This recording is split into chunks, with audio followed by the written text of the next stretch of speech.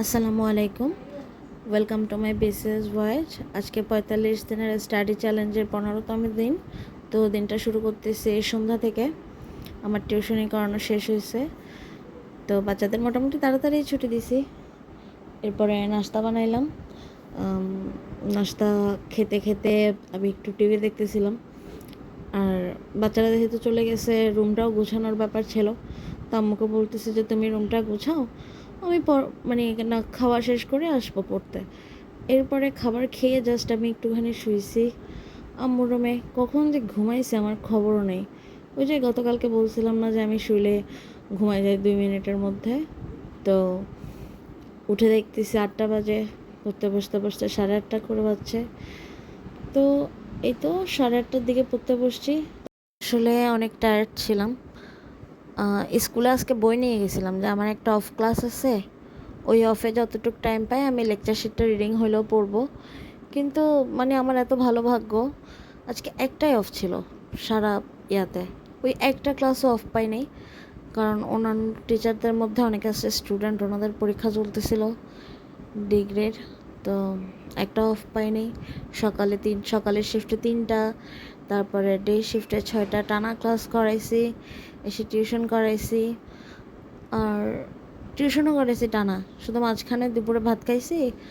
আর 2টা ব্যাচের মধ্যে একটা ব্যাচ ছুটি দিয়ে মাঝখানে গোসল করার টাইম বের করছিলাম, তখন গোসল করছি, বাকি টানা করছি। তো নাস্তা খেয়ে যেহেতু এত ক্লান্ত ছিলাম, শুয়েছি আর ঘুমাই গেছি। যদিও এটা অনেক গিল্ট লাগছে। তো আজকে ভাবছিলাম যে ফুল কমপ্লিট করে ফেলবো, ঠিক করছিলাম যে 2 দিনের মধ্যে আমি নৈতিকতাটা ফুল শেষ করব। আর পড়তে পড়তে আসছে আমার ডিস্ট্র্যাকশন, সুবাহা, আমার খালাতো বোন। আর আমি যেখানে আসি ও সেখানে না বসে যে অন্য কোথায় বসবে এমন কিছু না। আর ওর লাগবে হচ্ছে অ্যাটেনশন। এসে আমাকে কতগুলো চিপস জোর করে ধরাই দিয়ে গেছে যে তুমি খাও। আমি বলতেছি না, আমি খাবো না, আমি একটু আগে নাস্তা করছি। কিন্তু কে শুনবে কার কথা? ও আমাকে চিপস টিপস দিয়ে যাচ্ছে। মানে আমার পাশে বসে কত যে কথা বলতেছে শুধুমাত্র আমার অ্যাটেনশনের জন্য। তো আমি পড়তেছিলাম, ওর দিকে এত একটা মনোযোগ দিচ্ছিলাম না।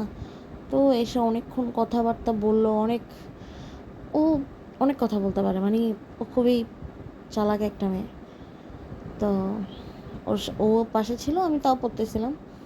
এক পর্যায়ে যখন দেখতেছে যে না আমি ওকে ঠিক মতো অ্যাটেনশন দিচ্ছি না, এক ফাঁকে ঘর থেকে চলে গেছে বলতে বলতেছে যে আমি ইয়াতে করি, বাইরে থেকে বাতাস খেয়ে আসি। বাতাসের নাম করে ঘর থেকে পুরা চলে গেছে। আমি যে এত ডাকছি, আর ঘরে আমি আর ও ছিলাম, আর কেউ ছিল না। বলতেছে আমি বাতাস খেয়ে আসি বলে সোজা রাস্তায় বের হয়ে গেছে। পরে আবার ওকে ধরে আনতে মানুষ পাঠাইছি, আমার ছোটো বোনকে পাঠাইছি, ও পরে যে আবার ধরে আনছে। মানে কি যে চালাক, এত চিল্লাচ্ছি যে যাও না যাও না, তাও চলে গেছে। তো চলে গেছে পর আবার পড়তে বসছি। আজকে কম পড়া হয়েছে গতকালকের চেয়ে, কারণ ওই যে মাঝখানে সুবাহার সাথে কতক্ষণ টাইম পাস করলাম, পড়তে বসতে লেট হয়েছে। রিডিং পড়ে ফেলছি আমি লেকচার শিটটা, এরকম অন্য কোনো সাবজেক্টে হয় নাই যে আমি ফুল লেকচার শিট শেষ করে ফেলছি। কিন্তু এই যে নৈতিকতার পুরো লেকচার শিটটা 2 দিনে কমপ্লিট করে ফেলছি। 2 দিন বলতে পুরা তো 2 দিন পড়িও নাই, কালকে 2.5 ঘন্টা, আজকে মনে হয় 2 ঘন্টার কাছাকাছি। তো এরকম আর কি, 4 ঘন্টার মধ্যে এর চেয়ে বেশি বা কী পড়া যাবে।